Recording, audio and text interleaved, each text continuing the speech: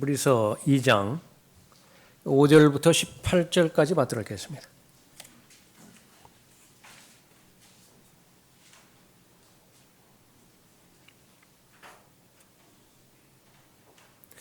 그분께서는 우리가 말하는 바 오는 세상을 천사들의 지배에 맡기지 아니하셨으니 누군가 어느 곳에선가 증거하여 말하기를 사람이 무엇이기에 주께서 그를 마음에 두시며 인자가 무엇이기에 주께서 그를 돌보시나이까.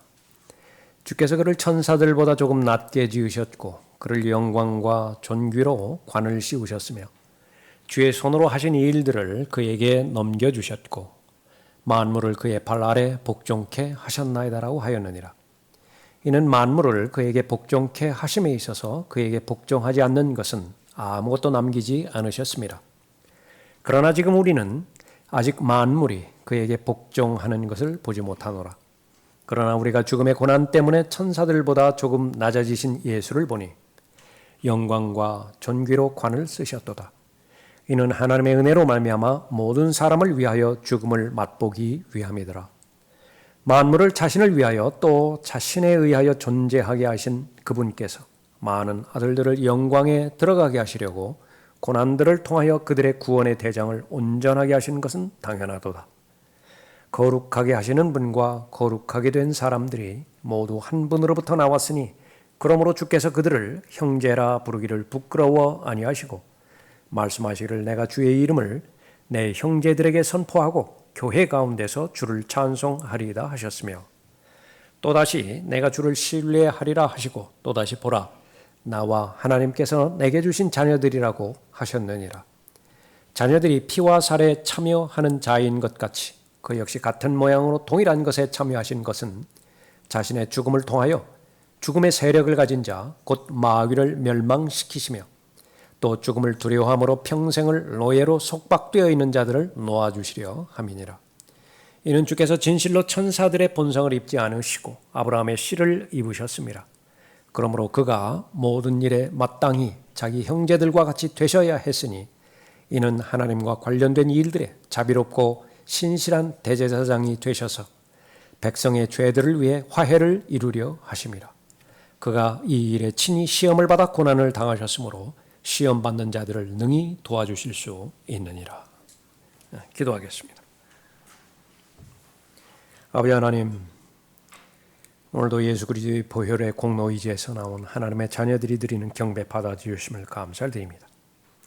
매일매일 주님과 동행하며 살아가는 그동안 아름다운 귀한 간증들을 허락해 주셨고 입술의 열매들을 허락해 주셨으며 마음의 변화들을 주셨는데 그러한 아름다운 영적인 재물들을 가지고 주님 앞에 경배드릴 수 있도록 인도해 주시니 감사드립니다.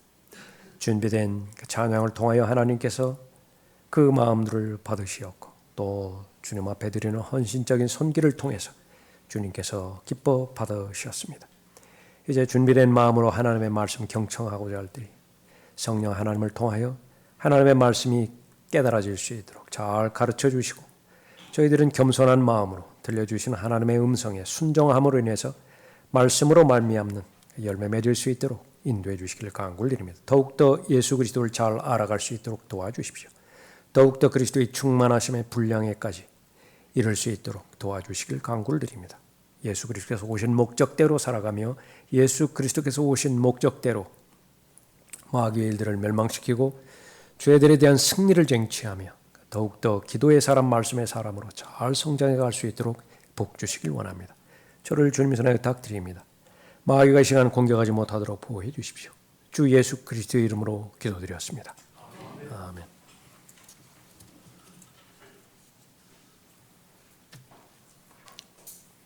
사람이 무엇이기에 라고 하는 제목으로 말씀드리겠습니다. 본문에 나와 있는 사람이 무엇이기에, 인자가 무엇이기에 라고 언급하고 있죠. 6절에 보면 누군가가 어느 곳에선가 증거하여 말하기를 사람이 무엇이기에 주께서 그를 마음에 두시며 또 인자가 무엇이기에 주께서 그를 돌보시나이까. 누군가가 그렇게 말했다고 그러죠.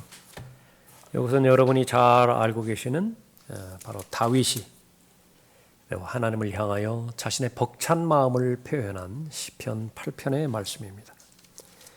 주의 손가락으로 지으신 주의 하늘들과 주께서 정해놓으신 달과 별들을 내가 생각해 보니 사람이 무엇이기에 주께서 그를 마음에 두시며 인자가 무엇이기에 주께서 그를 돌보시나이까?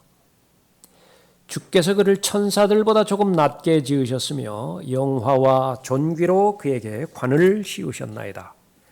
주께서는 그로 하여금 주의 손으로 지으신 작품들을 다스리게 하셨으며 만물을 그의 발 아래에 두셨으니 곧 모든 양과 수소와 들의 짐승들이며 공중의 새와 바다의 물고기와 해로를 다니는 모든 것들이니이다. 오 주 우리 주여 주의 이름이 온 땅에 어찌 그리 뛰어나신지요. 다윗이 하나님의 작품들을 보고 또 자신을 생각해 보며 감사한 마음을 하나님 앞에 토로한 그런 그 부분입니다. 다윗은 목동이었지요. 목자였습니다. 양무리를 이끌고 가야 되는데 팔레스타인에서 양무리를 치는 것, 그것은 쉬운 일 아니죠. 며칠 걸리기도 하고요. 그 밤을 그렇게 들에서 보내기도 해야 되는 것입니다. 낮에 열심히 일하고 이제 밤이 되었으니까 자려고 들에 누웠을 것입니다. 하늘을 바라보았겠죠. 바로 그 장면입니다. 주의 손가락으로 지으신 주의 하늘들과 주께서 정해놓으신 달과 별들을 생각해 보니 많은 별들이 눈에 들어왔겠죠. 밤 하늘, 달이 휘황창하게 그렇게 떠 있을 것입니다. 그런데 그러한 모든 것들이 하나님께서 만드신 작품임에 틀림이 없는데 거기에 이제 그 사람도 있죠. 근데 너무 대조가 되는 거예요. 별 하나의 가치하고 사람의 가치, 그러니까 이루는 구성물들을 볼 때, 그건 거의 없는 것과 마찬가지죠. 그 화학 성분들로만 따져봤을 때 인간을 이루는 가치가 그 뭐 대단하겠어요. 반면에 끊임없이 계속해서 빛을 내는 별 하나, 그 바다의 모래보다도 비교할 수 없을 정도의 많은 수가 바로 별들이라고 오늘 천문학자들이 그렇게 말하죠. 비교할 수 없는 부분인데 감탄하는 것입니다. 사람이 무엇이기에 주께서 그의 마음에 두시며, 유일하다고요. 하나님의 마음에 두신 것이 바로 사람이라고 말하는 것입니다. 인자가 무엇이기에 주께서 그를 돌보시나이까? 돌보는 것입니다. 그것은 개인적으로 찾아오는 것을 말하는 것입니다. 일일이 개인적으로.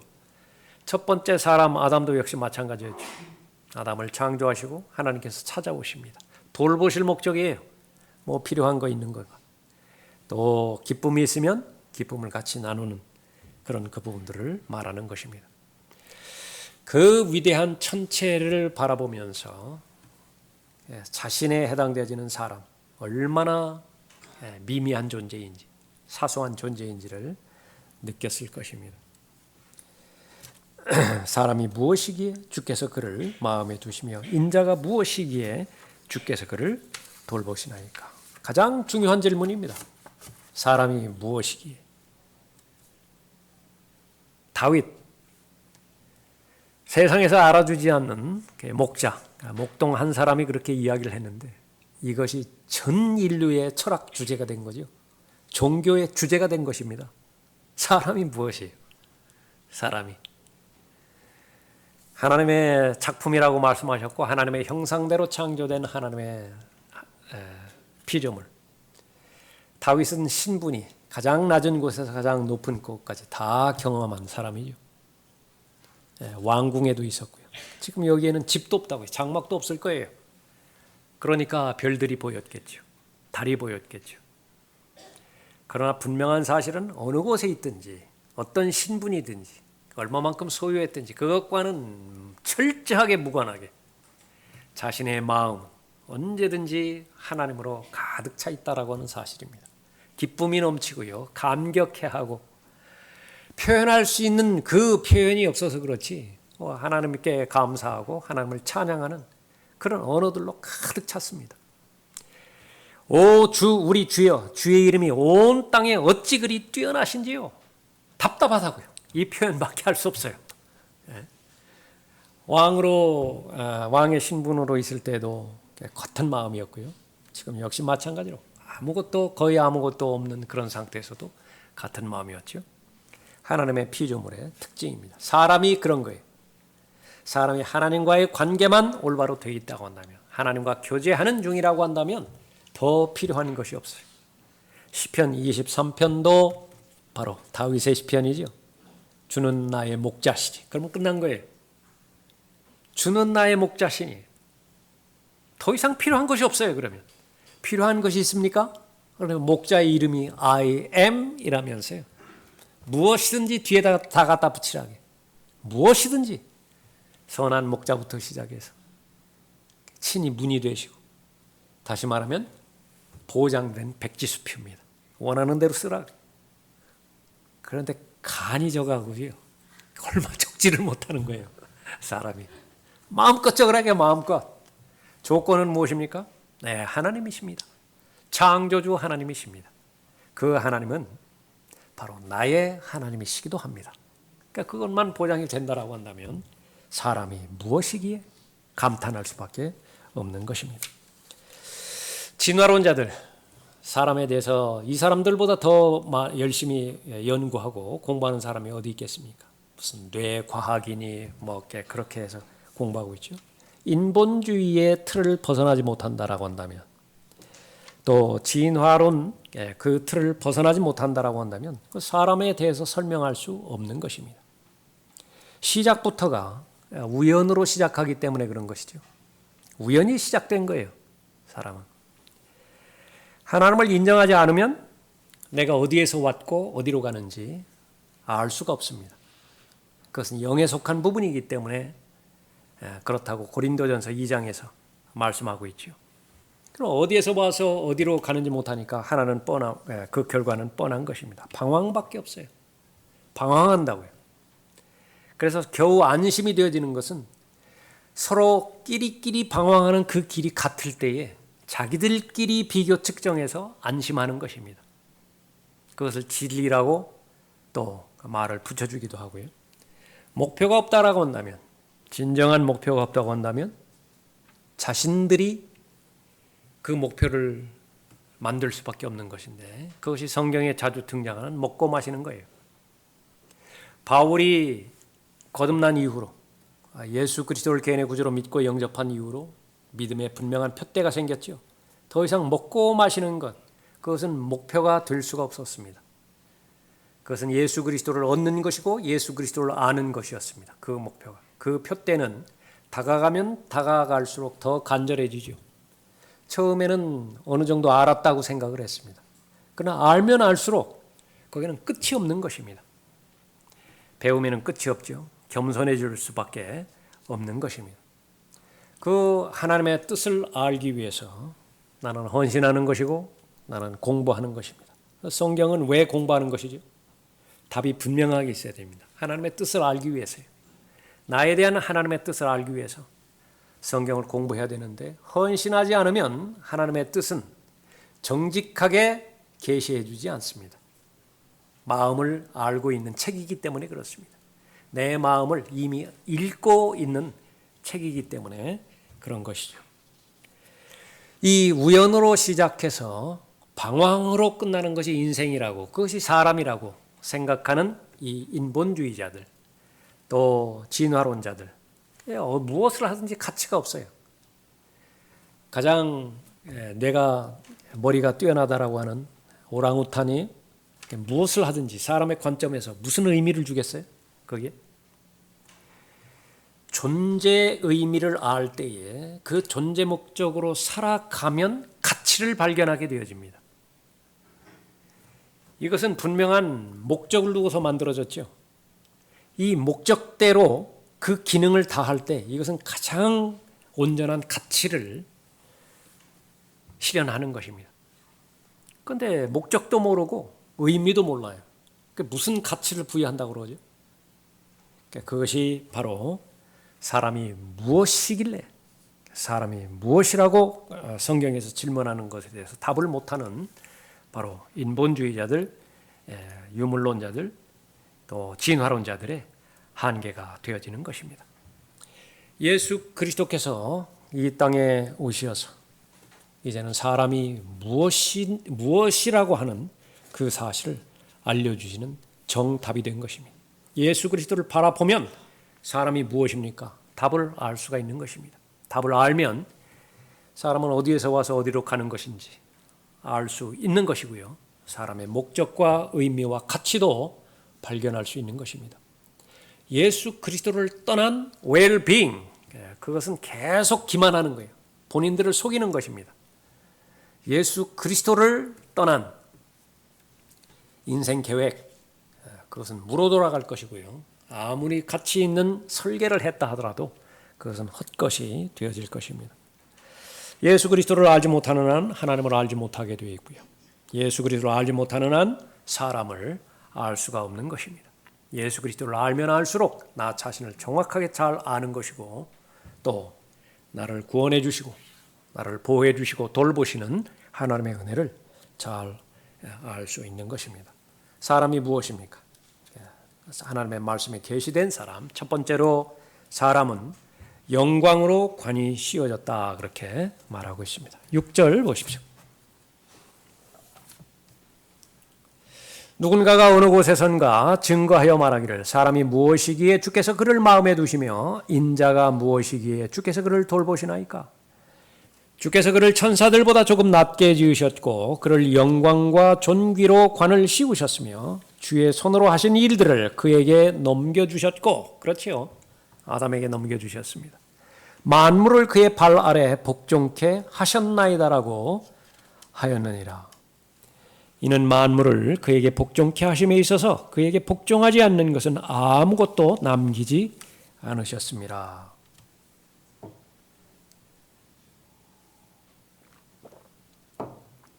유일하게 사람을 하나님의 형상으로 창조하셨다라고 창세기 1장 26절에서 말씀하시죠.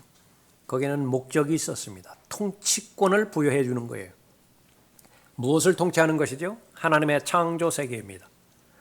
땅이면 땅, 공중이면 공중, 바다면 바다. 우리의 형상대로 우리의 모습을 따라 사람을 만들자. 그리하여 그들로 바다의 고기와 공중의 새와 가축과 모든 땅과 땅 위를 기어다니는 모든 기는 것을 다스리게 하자. 창조의 목적은 다스리게 하자라고 하는 것입니다. 그 능력은 창조주의 능력인데 부여해 주셨어요. 예수님께서 승천하시면서 하나님의 권세가 있는데 하늘과 땅의 모든 권세가 예수님께 있었어요. 그 권세가 이양되는 것을 볼 수 있죠. 제자들에게 이양이 되는 것을 볼 수 있습니다. 그 권세는 사용해야 되겠죠. 그 권세를 이용해야 되겠죠. 그래야 하나님의 목적이 이루어질 것입니다. 여기에 우리가 배제되어서는 안 됩니다. 우리가 그리스도 안에 있는 새로운 피조물로 하나님께서 창조해 주셨을 때에 그 창조 피조물에게 하나님의 능력을 부여해 주셨어요. 다스리라, 통치하라. 그 다스림과 통치의 영역은 여러분이 잘 아시는 것처럼 영적인 영역입니다. 영적인 권세를 다 주셨어요. 예수 그리스도로 말미암아 구원받았다라고 한다면 누구든지 죄에 대해서 승리할 수 있는 통치권이 주어진 것입니다. 아담은 왕이었습니다. 왕으로 창조해 주셨어요. 땅에 있는 모든 것들, 피조세계의 모든 것들 다 다스리게 해 주셨습니다. 그것이 바로 사람들이 말하는 인간에 대한 존엄성이에요. 존귀를 주셨다라고 말하는 것입니다. 사람이 무엇이기에 주께서 그를 마음에 두시며 인자가 무엇이기에 주께서 그를 돌보시나이까? 하나님께서 직접 나를 돌보신다. 직접 돌봄의 대상이에요. 개인적으로 나를 아세요. 개인적으로 나를 필요로 아세요. 그거보다 더 존귀가 어디 있겠습니까? 그것이 관계죠. 교제이죠. 하나님께서 아담을 방문하셨고 아브라함과 또 야곱, 모세를 방문하셨습니다. 여호수아를 방문하셨어요. 그리고 기드온도 만나셨습니다. 한결같이 하나님께서 돌보시는 사람들, 부족함이 없었던 사람입니다. 모세는 이스라엘의 영웅이었죠. 구원자였습니다. 왕이었어요. 여수론의 왕이었습니다.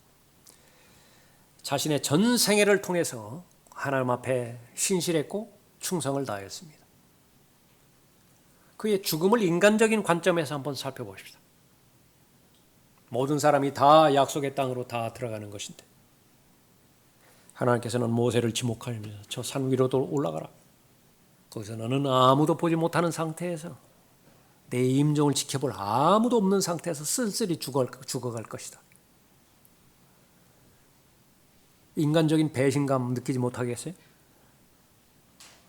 안 가겠다고 그렇게 길을 썼는데 가라고 해서 억지로 보내더니 어디예요? 이집트 갈 때 그랬잖아요.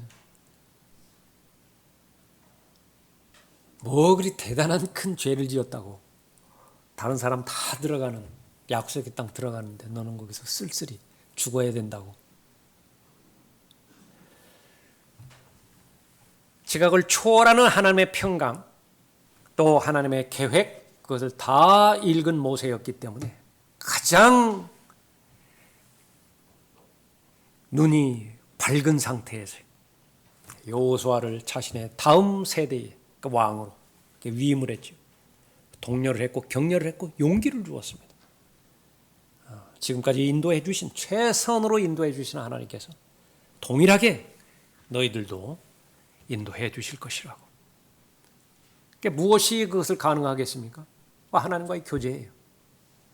하나님께서 그 마음에 바로 사람을 담아두시는 것입니다. 인자가 무엇이기에 사람이 무엇이기에 충분히 모세는 그렇게 하나님을 경탄했을 사람입니다. 여호수아 역시 마찬가지였죠. 여러분은 어떻습니까? 마찬가지입니다. 인자가 무엇이기에 사람이 무엇이기에 하나님의 마음에 저를 담아두십니까? 주께서 그를 천사들보다 조금 낮게 지으셨고 그를 영광과 존귀로 관을 씌우셨으며 주의 손으로 하신 일들을 그에게 넘겨주셨고 만물을 그의 발 아래 복종케 하셨나이다라고 하였느니라. 왕관이 주어졌고요. 왕의 신분이죠. 모든 것을 다스리게 만드셨습니다. 사람의 발 아래 두지 않는 것, 그것은 아무것도 없어요. 천사들보다 조금 낮게 만드셨다고 그랬는데 나중에 봤더니 어떻게 돼요? 고린도전서 6장에 의하면 그 타락한 천사들까지도 그 심판하는 대상이 되어지는 것이죠. 모두가 다 발 아래 두게 하신 것입니다. 사람이 무엇이기에 주께서 돌보십니까? 그것도 마음에 두시고 두 번째로 그 사람은 유죄로 기소되었습니다. 정죄의 대상이 된 것이에요. 8절 보십시오. 만물을 그의 발 아래 복종케 하셨나이다라고 하였느니라. 이는 만물을 그에게 복종케 하심에 있어서 그에게 복종하지 않는 것은 아무것도 남기지 않으셨습니다. 그러나 지금 우리는 아직 만물이 그에게 복종하는 것을 보지 못하노라. 무슨 일이 일어난 거예요? 이것보다 더 큰 일이 어디 있습니까? 하나님의 역사를 볼 때에 이 우주 가운데서 큰 역사 두 가지가 있죠. 그것으로 인해서 세대를 구분을 합니다. 첫 번째는 창세기 1장 1절과 창세기 1장 2절 사이에 있었던 하나님의 우주적인 심판이죠. 물심판입니다. 그것이 큰 계기가 되었죠. 또 이제 베드로후서 3장에 의하면 앞으로 현재 있는 하늘과 땅, 이것이 이제 불살라질 사건이 오겠죠. 불로 심판이 있는 것입니다. 우주적인 물심판이 하나 있었고요. 우주적인 불심판이 있습니다. 그래서 세상은 셋으로 나눠지는 것입니다. 이전에 있던 세상, 현재 있는 하늘들과 땅, 앞으로 있게 되어질 새 하늘들과 새 땅, 그렇게 이루어지는 거예요. 그런데 하나님의 관점에서 보면 그런 천체학적인 우주학적인 변경 말고 사람의 관점에서 하나님의 관점에서 볼 때 가장 커다란 변화는요, 첫 번째 사람이 범죄한 사건입니다. 이보다 더 큰 사건이 없는 거예요. 하나님의 관점에서. 그러나 지금 우리는 아직 만물이 그에게 복종하는 것을 보지 못하노라. 하나님의 형상으로 창조된 첫 번째 사람, 하나님 앞에 범죄함으로 인해서, 죄악으로 인해서 망가졌죠. 선택할 수 있는 능력을 주셨는데 잘못된 것을 선택을 했어요. 천사보다 조금 낮게 창조된 인간이었는데 이제는 동물보다도 짐승보다도 더 낮아졌습니다. 짐승보다도 더 낮아지다니요. 짐승은 정죄의 대상이 아니에요. 짐승은 무슨 짓을 한다 하더라도 정죄의 대상이 아닙니다. 그러나 사람은 아무리 발버둥을 친다 하더라도 정죄의 대상에서 제외되지 않아요. 첫 번째 사람의 범죄이기 때문에 그렇죠. 타락한 존재이기 때문에 그런 것입니다. 비행기를 만들 수 있는 존재입니다. 그러나 그것으로 폭격기를 만들어요. 동물은 그 짓을 하지 않습니다. 원자 안에 불을 발견할 수 있다고요. 그것으로 원자 폭탄을 만들어요. 텔레비전을 만들 수 있습니다. 눈에 보이지 않는 공중파 발견하기도 하고요. 그것을 나누기도 하고 그것을 마음껏 인간의 마음대로 또 분류해서 이용하기도 합니다. 신호를 보낼 수도 있어요. 그런데 그 안에다가 온통 음란물을 다 집어넣어요.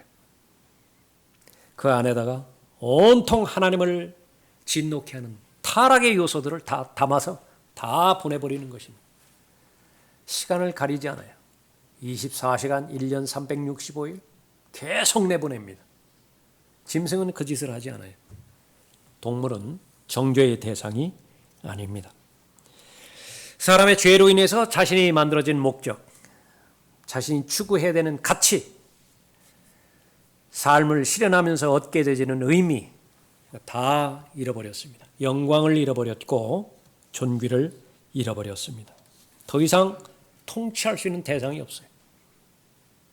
지배력을 다 잃어버렸습니다. 통치력을 다 잃어버리게 된 것입니다.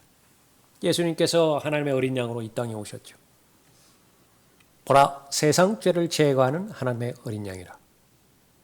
하나님의 형상 그 자체이십니다. 사람은 하나님의 형상으로 창조되었기 때문에 하나님의 형상을 발견할 때 사람이 무엇인지를 알 수 있죠. 그러나 지금은 하나님의 형상을 발견할 수 있는 사람이 없습니다.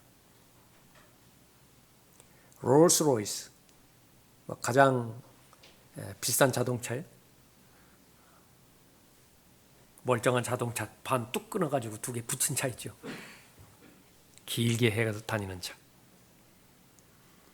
그것이 폐차장에서 발견되었다라고 한다면 그것은 더 이상 롤스로이스가 아니에요. 완성품으로 출고된 온전한 자동차가 아닌 것입니다.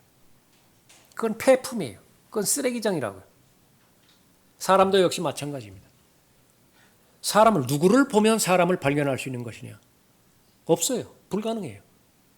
유일하게 하나님의 형상 자체이신 예수 그리스도께서 이 땅에 오셨을 때 그 예수 그리스도를 바라볼 때 사람이 저렇구나. 비로소 발견하게 되어지는 것입니다. 보라, 세상 죄를 제거하는 하나님의 어린 양이라. 예수 그리스도를 바라볼 때에 비로소 사람이 무엇인지, 누구인 것인지, 그 목적과 의미와 가치가 무엇인지를 비로소 알 수 있다라고 말씀하는 것이죠. 예수님은 오셔서 하나님의 능력이 아닌 사람의 능력으로 많은 일들을 행하셨습니다. 율법을 다 지키셨죠. 그것부터 시작해서 공중에 새면 새, 또 짐승들이면 짐승이. 종려주일에 예루살렘에 입성하실 때 나귀가 등장하지요. 여러분이라고 한다면 그 나귀 타라고 하면 그 나귀 타고서 예루살렘에 들어갈 만 하시겠어요? 예수님이기 때문에 가능했습니다. 지배하시는 거예요. 통치하시는 거예요. 베드로 보고 물고기 낚시해서 물고기 잡아 낚아채라고 그랬죠. 그게 동전 하나 있을 것이라고. 누가 가능하겠습니까? 닭이 한 번 울 것인지 한 번 울 것인지 두 번 울 것인지 지배하는 것이라고요. 통치하는 것이라고요. 베드로가 3번 우는 것과 그 시간 차이, 그것을 말씀해 주는 분 누가 있죠? 예수님께서 바로 하나님의 형상이시기 때문에 하나님의 모든 피조 세계를 다 통치하실 수 있으셨던 것입니다. 하나님의 사람은 많은 것들을 누리고 많은 것들을 통치하고 소유할 수 있는 특권들을 향유해 섰습니다. 그러나 범죄로 말미암아서 특별했던 모든 것들, 다른 피조물들과 비교했을 때 특별했던 모든 것들을 다 잃어버렸던 것이죠. 사람이 무엇입니까? 이제는 하나님의 최종적인 목적, 그 본래의 목적대로 회복시키는 것이지요. 그것은 바로 하나님의 은혜로 가능했던 것입니다. 사람이 무엇입니까? 마지막 세 번째로, 사람은 은혜로 변화받을 수 있습니다. 그것이 사람이에요. 사람은 은혜로 회복될 수 있습니다. 9절을 보십시오. 그러나 우리가 죽음의 고난 때문에 천사들보다 조금 낮아지신 예수를 보니 영광과 존귀로 관을 쓰셨도다. 영광과 존귀, 어디서 봤던 말이죠? 시편 8편에서 다윗이 고백했던 사람이 무엇이기에, 인자가 무엇이기에 타락하기 전에 바로 인간의 존엄성을 말했던 것입니다. 인간의 존귀함을 말했던 것입니다. 하나님의 영광의 옷을 그대로 입었던 것이에요. 아담이 타락했을 때 그 영광의 옷이 사라져버렸죠. 벌거벗은 채로 발견된 것입니다. 그러나 이제 영광과 존귀로 관을 쓰신 예수 그리스도께서 오신 것이지요.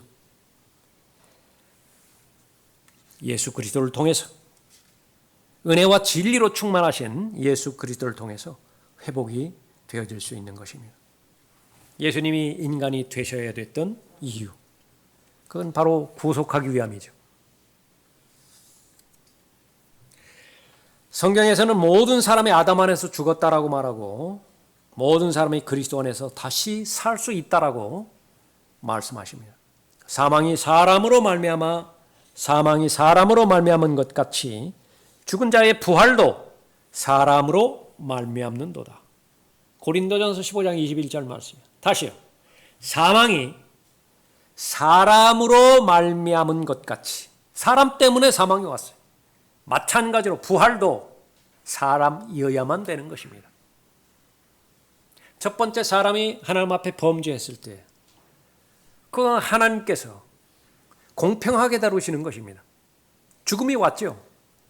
그럼 어떠한 하나님의 법에도 하자가 없는 것입니다. 그것을 먹는 날에는 반드시 죽을 것이라고 그랬잖아요. 입법자잖아요. 하나님께서는. 그 법 안에서 모든 것들이 이루어졌지 않습니까?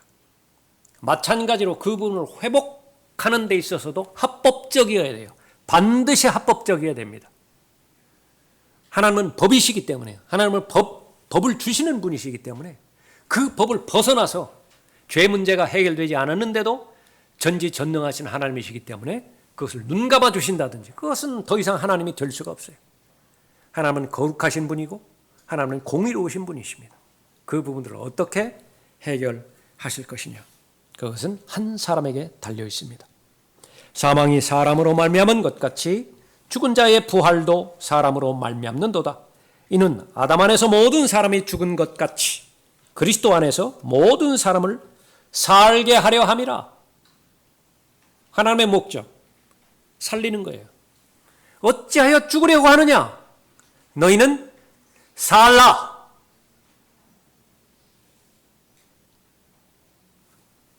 아담 안에서 모든 사람이 죽었고 그리스도 안에서 모든 사람이 살게 되어지는 것입니다.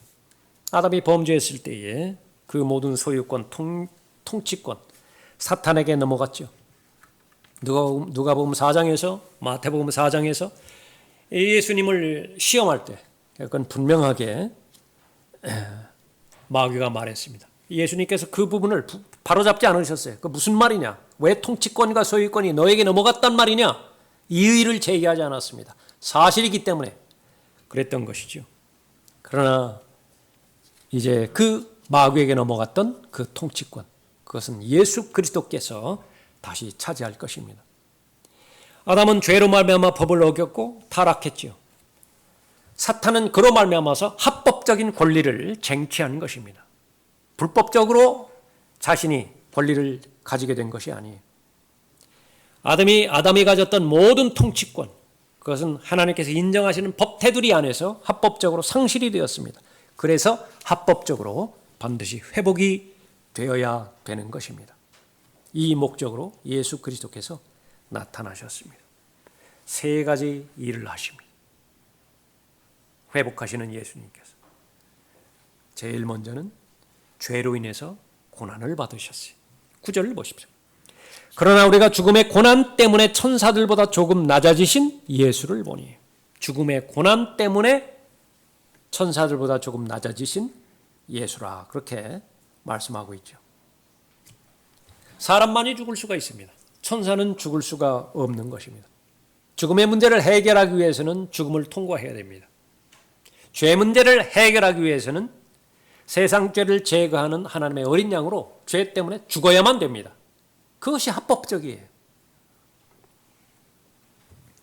고통을 받는 것, 그것은 바로 모든 사람을 위하여 죽음을 맛보기 위해 천사보다 낮아진 존재로 이 땅에 오셨다, 그렇게 말씀하셨죠. 그러나 동시에 그분은 여전히 영광과 존귀로 관을 쓰신 분이라고 말씀하고 있는 것입니다. 이것이 하나님의 은혜예요. 10절에서 만물을 자신을 위하여 또 자신에 의하여 존재하게 하신 그분께서 많은 아들들을 영광에 들어가게 하시려고 고난들을 통하여 그들의 구원의 대장을 온전하게 하신 것은 당연하도다. 무한하고 영원하며 또 초월적이고 거룩하신 하나님 자신이 어린 아기가 되셔서 이 땅에 오신 것이죠. 천사보다 낮아진 존재로 이 땅에 오셨습니다. 피 흘리기 위해서 오셨어요. 모든 고통을 경험하고 또 체험하기 위해서. 그래서 그 마지막 결론인 죽음을 당하기 위해서 사람이 되신 것입니다. 모든 죄인들을 구원하기 위해서, 하나님의 아들들이 되게 하기 위해서 고난을 감수하셨던 것입니다. 그것은 아무도 겪어보지 못한 고난이었습니다. 또 하나는 예수님께서는 마귀를 정복하셨죠. 14절 보십시오. 자녀들이 피와 살에 참여하는 자인 것 같이 그 역시 같은 모양으로 동일한 것에 참여하신 것은 자신의 죽음을 통하여 죽음의 세력을 가진 자, 곧 마귀를 멸망시키시며 라고 말씀하고 있습니다.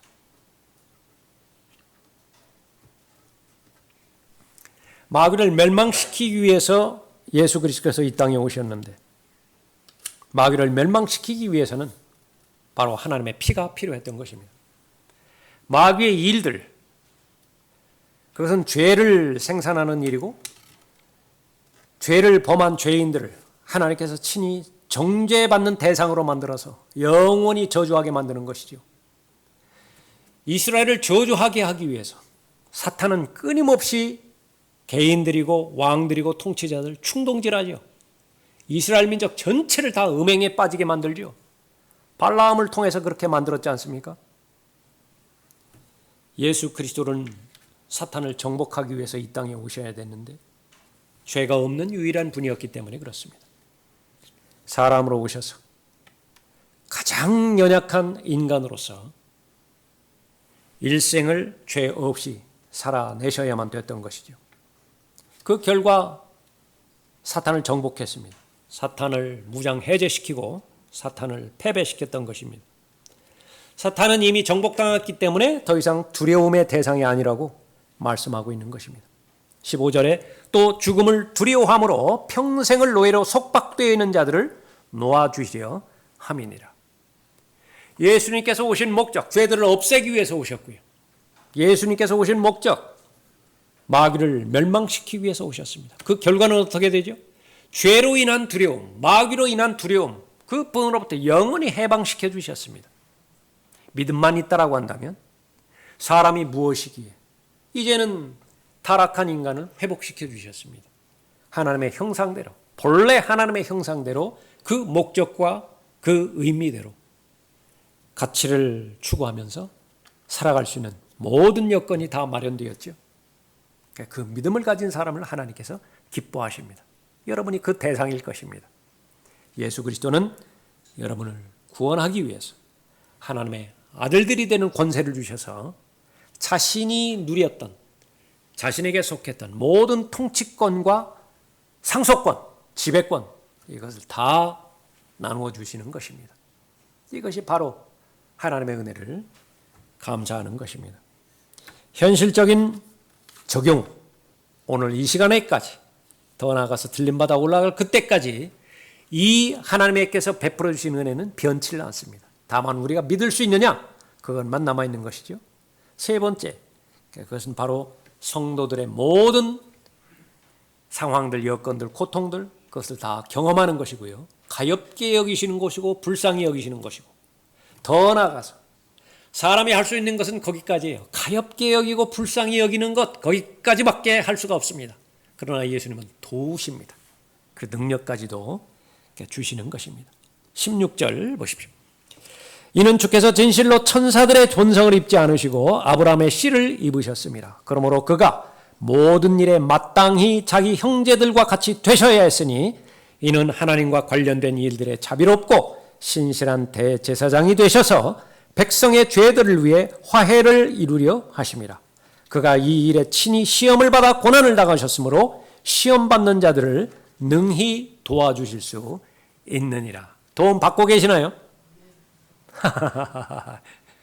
도움 받고 있다라고 한다면 예수님 오신 목적대로 여러분은 살아가시는 거예요. 그러나 모든 여건들이 다 마련됐는데 여전히 도움의 대상과는 관계가 없어요. 국가 정부에서는 갖은 정책, 갖은 수단들 다 동원해서 재정이면 재정, 법이면 법 다 마련했는데 내가 몰라요. 분명히 해당 사항인데 거기에 혜택을 받아 마땅히 누려야 될 자임에도 불구하고 아직까지도 모르고 있다라고 한다면 엉뚱한 사람들이 다 그 혜택을 다 가져가는 것이죠. 이것은 구조로 잘못된 우리 인간 세상에서 일어난 일이지만 하나님의 영역에 있어서는 구조적으로 완벽합니다. 모든 사람이 다 하나님의 예수 그리스도의 도움을 받을 수 있는 모든 여건들이 다 마련되어 있죠. 다 이루었다. 그 한마디에 다 포함이 되어 있는 것입니다. 믿음이 있는 사람 도움을 받아서 감사를 하나님 앞에 표명하며 지금까지 승리의 삶과 마귀로부터의 전쟁, 또 죄와의 전쟁, 여기서 승리의 삶을 살 거예요. 얼마나 많은 전리품이 있었습니까?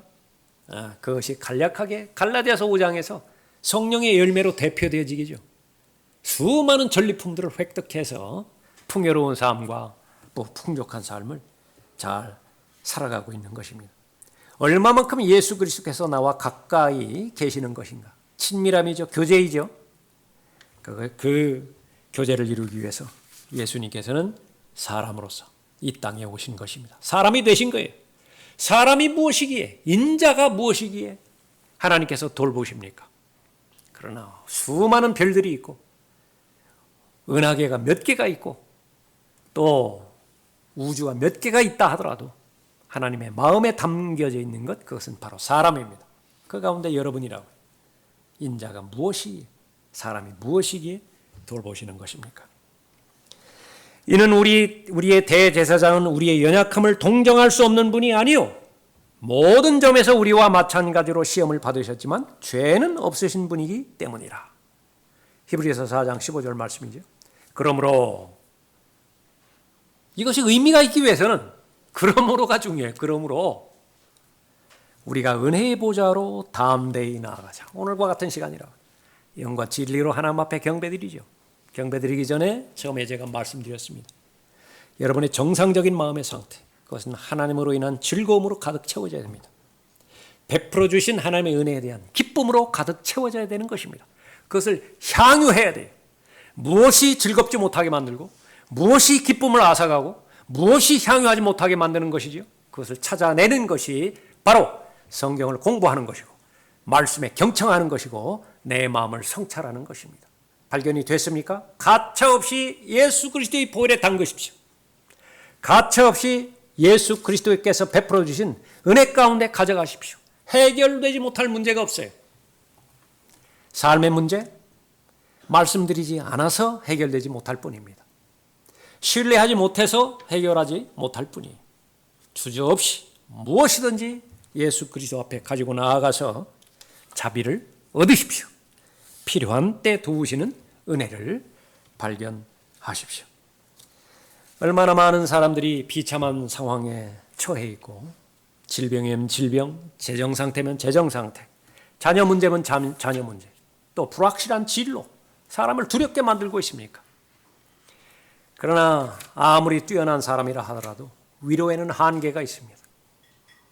동의하고 그 사람과 공감하는 데는 한계가 있어요.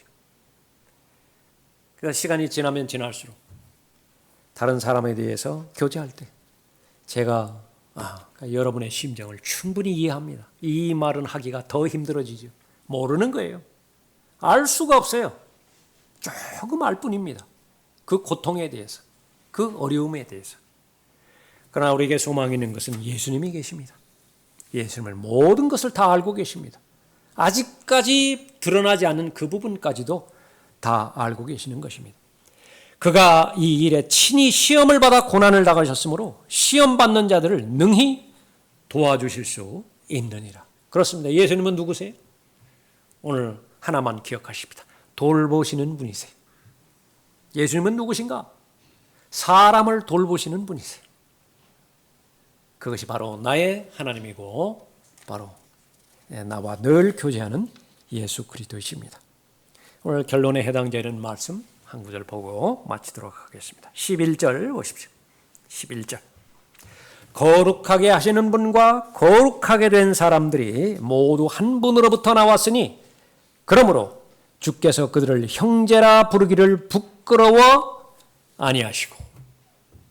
예수님이 여러분 보고 형제라고요. 아셨습니까? 구주 하나님 친숙한데 예수님께서 여러분 보고 형제래요. 그 목적으로 자녀들이 피와 살에 참여하는 것 같이 동일한 것에 참여하셨다고 말씀하는 것이죠. 이제는 모든 것을 잃어버렸던 모든 것을 다 회복하십니다. 그런데 로마서 5장에 보면 더욱 더라고 하는 말이 계속 반복되어 나오죠. 훨씬 더 높은 성격으로, 높은 차원으로 더 많은 것들을 주십니다. 그것이 하나님의 아들들이 되게 하시는 권세를 주시는 거예요. 권세 무엇이죠? 창조의 목적 다 들어있습니다. 그것이 바로 예수 그리스도를 믿음으로 예수 그리스도를 영접하는 모든 사람에게 하나님의 아들들이 되는 권세를 주셨다 말씀하시죠. 이미 하나님의 아들들이 되셨어요? 왜 이마살이 그렇게 찌푸려 계십니까? 그럴 필요 없습니다. 거의 대부분의 일들은 다 이루어진 것이 그냥 극히 미미한 것, 그냥 있어도 그만 없어도 그만, 없으면 좀 불편한 것, 해결되지 않으면 좀 불편한 것, 그런 것들 가지고 그것을 침소봉대해서 마치 하늘이 무너진 것처럼 그렇게 살 필요가 없는 것입니다. 다시 한번 믿음의 창시자의 완성자이신 예수 그리스도를 바라보십시다. 그분은 누구십니까? 나를 돌보시는 나의 하나님이시지요. 믿음의 창시자요 완성자이신 예수 그리스도를 계속해서 바라보는 여러분이 되시기 바랍니다. 기도하겠습니다.